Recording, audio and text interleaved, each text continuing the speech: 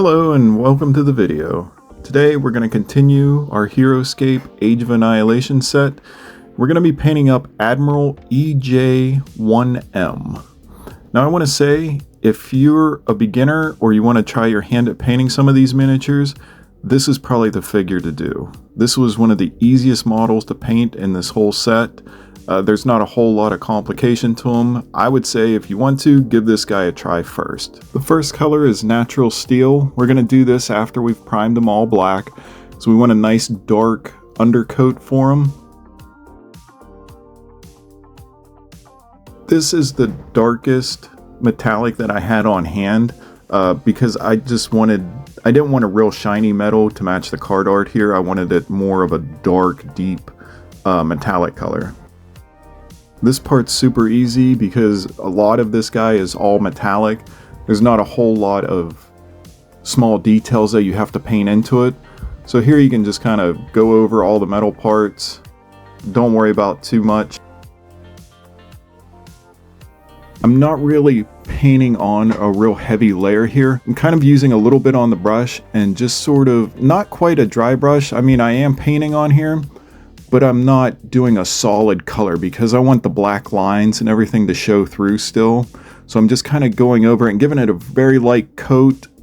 As I said, almost a dry brush, but not quite, to cover up all of the metallic parts on them. You really want that black base coat to show through here a little bit. This is going to eliminate, because this guy here, as you'll see as we go on, we don't really need to do any washes or anything for him. It's a nice easy model to start with.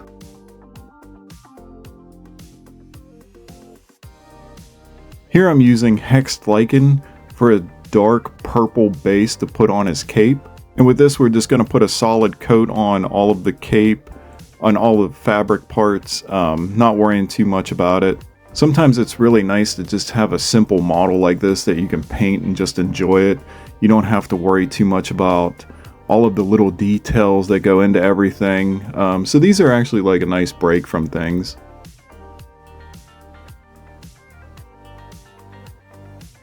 I used Mournfang Brown here to go over his pants.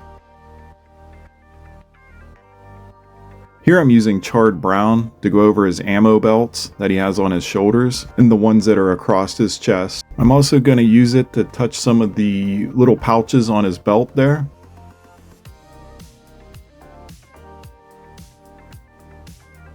I'm going to use Mechanicus Gray here to do his belts and also the bigger ammo belt that's going across his shoulders here, the outline of it. I am taking my time with this one. Usually I'm kind of sloppy and all over the place, but this time around I'm just kind of being more careful so that I don't have to go back and do too many corrections. I'm also not planning on using very many washes, if any, so I kind of rely on those to hide a lot of my mistakes. But this time around I'm going to try to not even use very many, if any.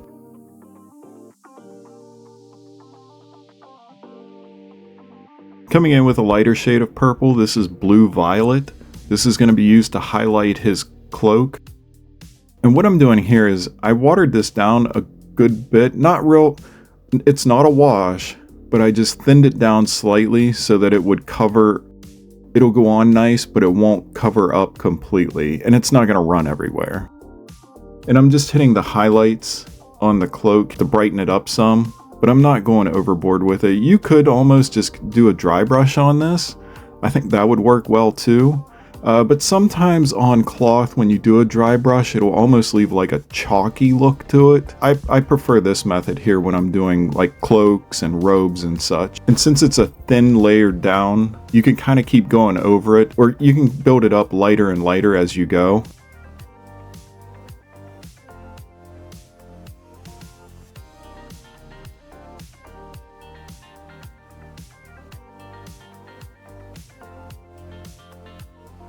Mephiston Red is used for his bracelets, knee pads, elbow pads. This is just to add a little more color to them. I think that it actually does make them stand out a little bit more. So I think red was the right color here.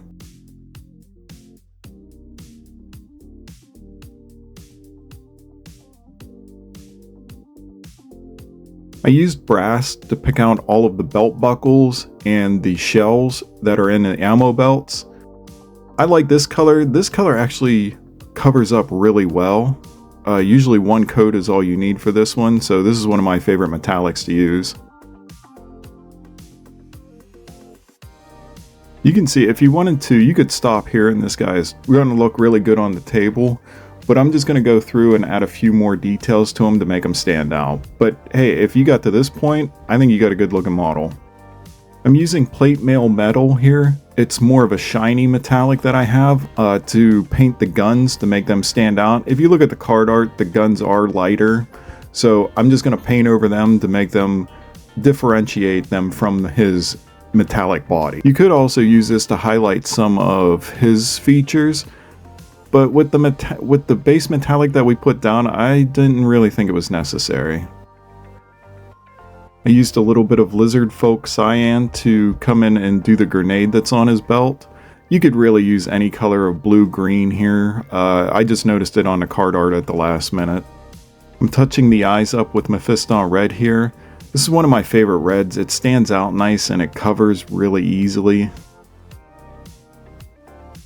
I used pure red to come in and highlight some of the red parts on him. I didn't really feel like this was necessary, but I just wanted to add a little bit more to the red. Because this model is so easy to paint, I kind of felt like I didn't do enough to it. So I just wanted to come in and highlight his red features just a little bit more, just to give it a little more interest to it. But as I said before, you totally don't have to, you can totally skip this part and he's going to look just fine.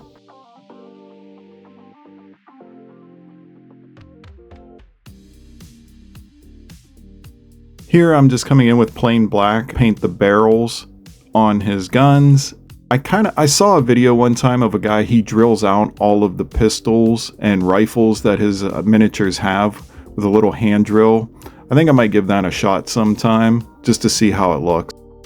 I'm using a little bit of Baneblade Brown here to highlight the leather strap. This is just to add just a little extra step to it, make them stand out. It's something that you don't have to do.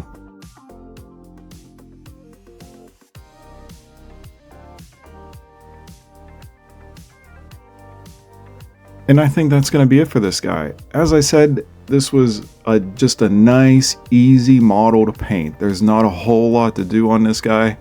There's not a whole lot of different colors that you need.